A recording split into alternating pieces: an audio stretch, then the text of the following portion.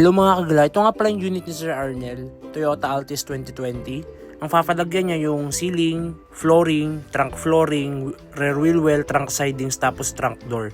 Yung apat na pinto niya, isasabay na lang daw ni Sir kapag magpapa-install na siya ng sounds niya. Para isang baklaso na lang daw.